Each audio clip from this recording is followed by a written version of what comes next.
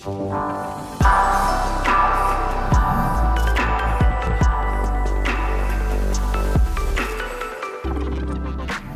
welcome. My name is Bram van Liest and I'm your host today at CHILIpulse, where we talk about actionable insights around things CHILI GraFx. And today we have Dr. Joe Hoffman of Sodexo with us. Welcome. And we also have Tim Mars from EPAM, and we'll talk about the solution of Sodexo in a second, and we'll find out what the involvement is of Tim and EPAM. Before we start, maybe a quick introduction. Joe, what is your role, and can you talk a little bit about the high-level situation you're in today? Sure. As mentioned, I'm Joe Hoffman. I am the group IT retail domain owner. I'm responsible for our global retail systems. I'm also involved with strategy, our IT retail strategy, and I also manage an IT factory, a global IT factory. Super. And Tim, we've met before, but welcome again. Yep. Maybe a quick introduction also of you. Who is Tim and what is your role at EPAM? So I'm a solution architect at EPAM. I do a lot of consultancy, and obviously I work with clients like Sodexo to obviously try and get the best out of the technology and capability. Super. Well, welcome. You mentioned you're working on a product. You were looking for a new solution. Can you elaborate a bit on what you were looking for? Yes, we are looking to replace an in-house built solution called Printables. And the question always is, what is Printables? And it's a signage and a digital and paper signage delivery system that's based on some controls that we have. Yeah. And it's integrated to source systems. In our world, integrated to menu management or planning systems. That is then through a process of data transformation, it delivers a specific signage at site or operational level. So if I zoom out, what was the challenge you had, or maybe you have with the new printables? What was the challenge you had and you're trying to solve for the users? Well, there are a couple challenges. The first is the products at end of life. Yeah. And our support right now is running about 30% to support this product.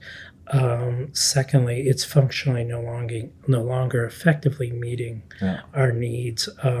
And third is we're moving to MOC, which is a composable architecture structure, which the products, it's about a modernization of that product. Okay. And how is Tim involved in that project? So once we went through the product selection process and identified Chili with Sitecore, we needed to identify an integration partner and really a development partner. After assessing two vendors, we selected EPAM specifically, and very specifically, we selected EPAM because of their ability to understand our needs and to be able to reiterate our needs in a fashion that we were looking for. Yeah. The other vendor did not do that. That is, as I hear, a great compliment. It is. Very good. It is. Yeah. I've done many projects. Yeah. And I can tell you that the BPO and I had discussions after the presentations, and to be really candid, EPAM won the opportunity by a long shot from a service function and understanding of the customer perspective. Let's get warm in here. No, it's true.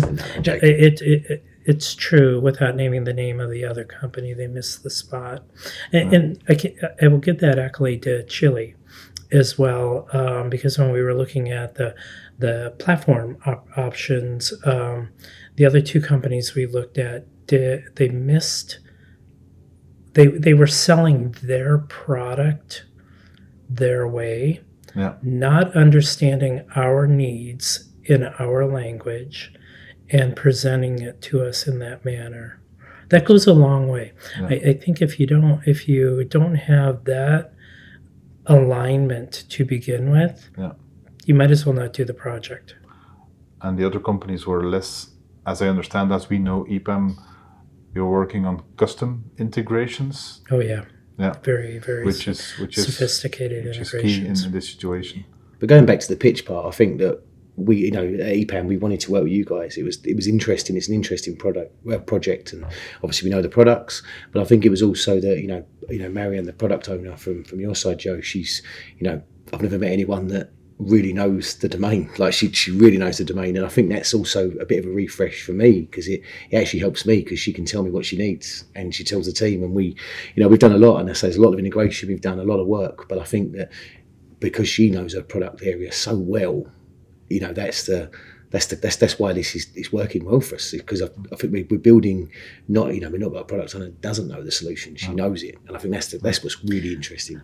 I agree with you. She's probably the best product owner I've worked with in my career. She is very clear and very concise in what her expectations and what she wants, but she's also very easy to work with. So that's a winning combination. Yeah. I think other contributors we have very strong project management. In my team, Connie is a brilliant project manager, and I think Margarita on the EPAM side are well aligned, and they're very effective. I think other key elements to the project success are the approach that we've taken. Wow. We require ongoing demos to any stakeholder who's interested. In our steerco, our senior steerco committee, we kick off each of the sessions with a demo. Yeah. And of what we've accomplished, not just talk about it, but show it. That forces an organizational alignment from the top down. So it's like a show and tell. Yes, but it also, hearsay is cancer in large companies. Yeah. Well, and when the senior level has seen it, they know the truth. So you kind of are developing a single source of truth process. Yeah. And I think that's really helped.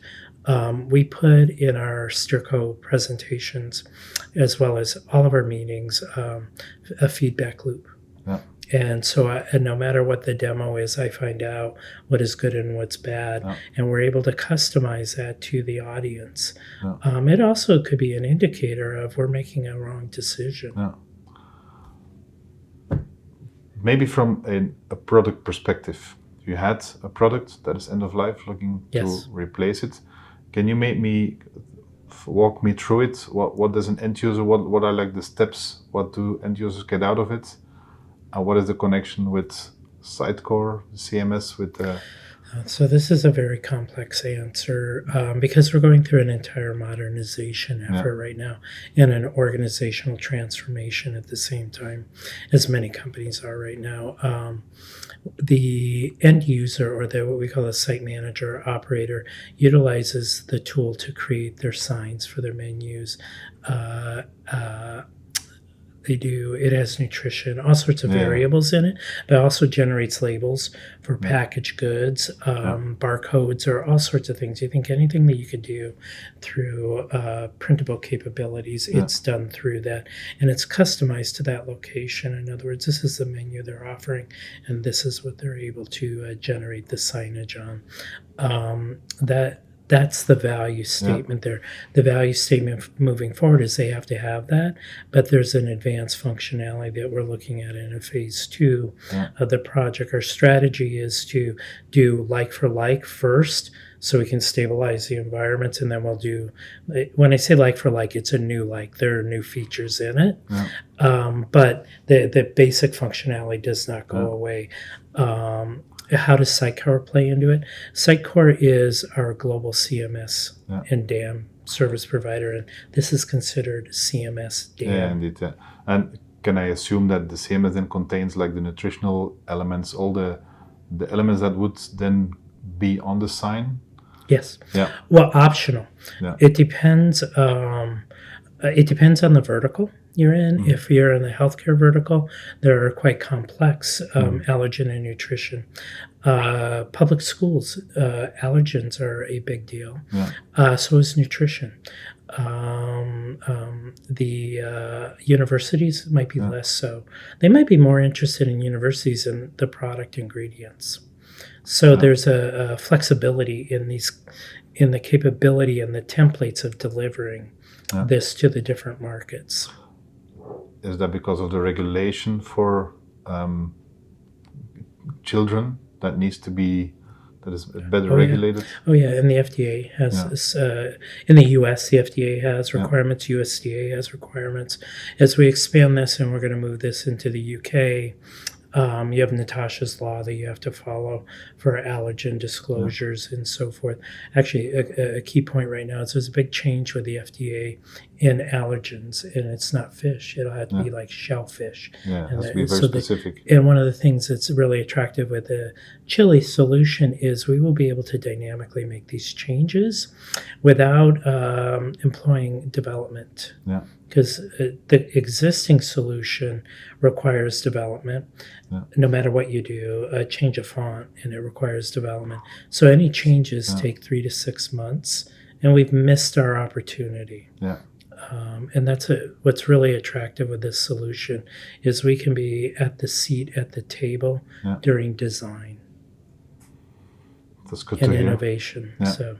Yeah, it's definitely designer led, isn't it? Now that's for the new part I work on. It's design led, and then we're trying to build an adaptable platform to take in what the design is to offer the end users, an easy and quick way of building. But as you say, it's that 3 to 6 months. You're missing the chance, aren't you? So you've got to speed up. So. Oh, and the cost is astronomical. Yeah. And we spend a huge amount of money on redevelopment of templates because market conditions change. Marketing, all sorts of things change. Yeah, indeed.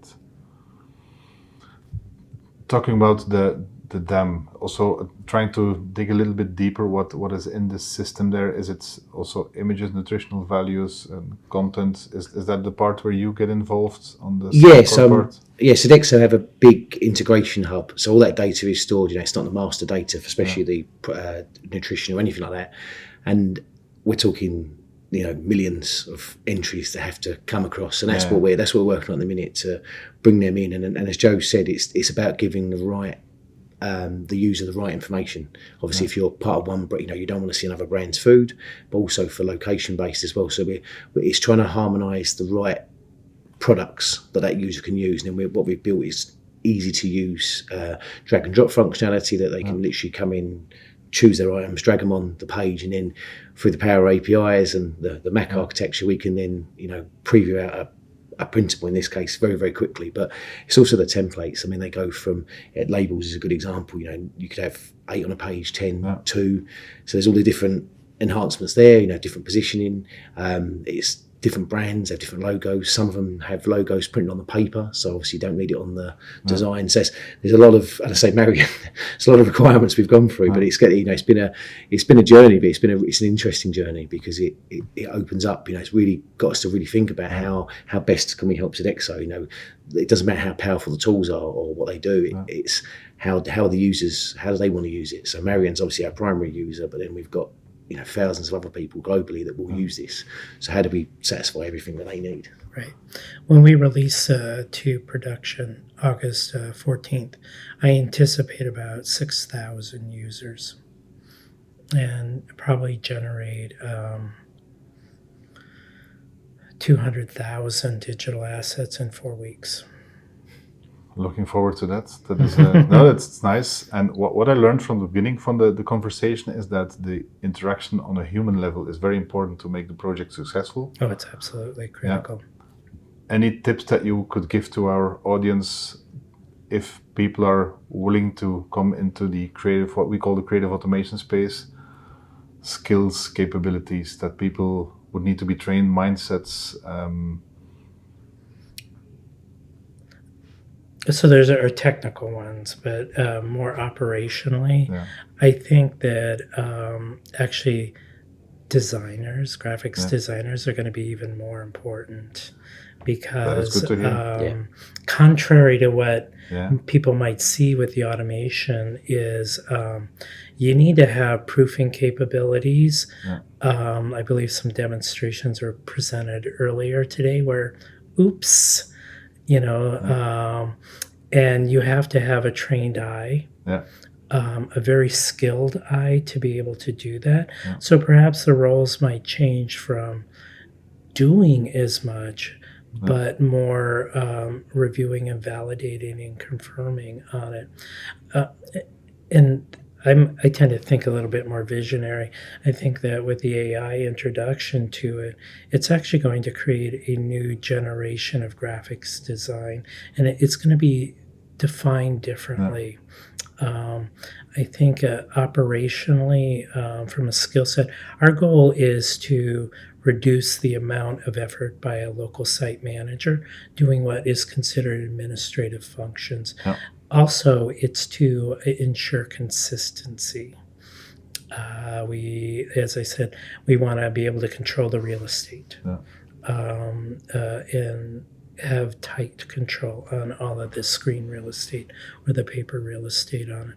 I think from a technical perspective, less technical, high technical, and more project management oriented skills that have a graphic design sense, and marketing.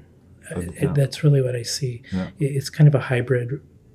Yeah, that both roles grow towards each other. And To a new type of role. And I think, honestly, the technical side is going to really go down. Yeah, of course. I do. That's what we call it creative automation. I think it needs to be the part that you can automate will be reduced, that the computer can do it. But I fully agree that designers will be very important. And I'm so happy that you confirmed it, that it's also your vision. Yeah, I think they're going to be even more important. Yeah. Because you can use AI to go detect where there are errors too, right? So you need to have that human perfection. Super. There. Well, gentlemen, thank you so much for the great insights. Any last words, tips, advice before we round up? No, have a great day. Yeah, well, thanks for joining us here in Texas during our Create event and joining us on the podcast. Tim, Dr. Hoffman, thank you for being here. And for the audience, thank you for listening and viewing, and see you on the next episode. If you liked this episode and you want to get engaged, or you have tips for improvements or changes, please let us know at pulse@chilipublish.com. Also, if you want to be informed of next episodes, please subscribe to the newsletter on the form below.